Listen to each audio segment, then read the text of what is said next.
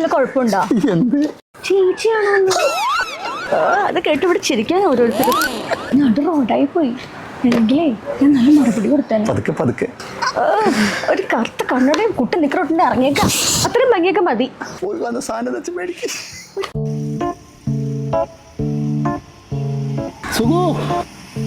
സുകുമാരാ, സുഖമല്ലേ?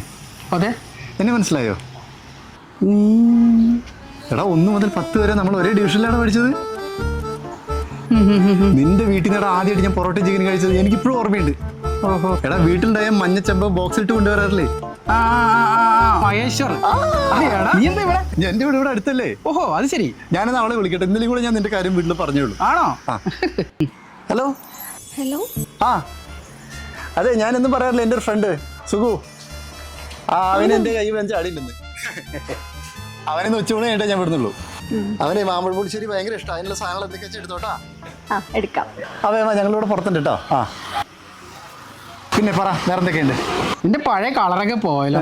കറുത്ത് കരുവാളിച്ചോടാ തോന്നടാ. വയറൊക്കെ ചാടി ഇതിന്റെ ഷേപ്പൊക്കെ പോയല്ലോ.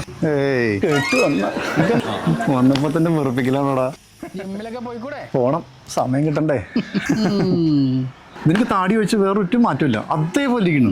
അതല്ലേ ഞാൻ കണ്ടുപിടിച്ചത്. ഞാൻ എങ്ങനെയുണ്ട്? നിനക്കൊരു പ്രായക്കൂടുതൽ ഒഴിച്ചു കഴിഞ്ഞാൽ ഏറിയ ഒരു 50-55 വയസ്സ്.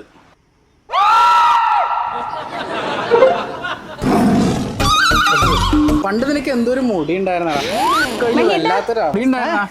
മുടിയൊക്കെ പോയല്ലോടാ. ഞാൻ പോട്ടെ. മൊബൈലും പറഞ്ഞിട്ടോ. ഞാൻ വിളിക്കാം. വേണ്ട. എനിക്ക് നീ അവനെ കാണണ്ട, വെറുത്ത്.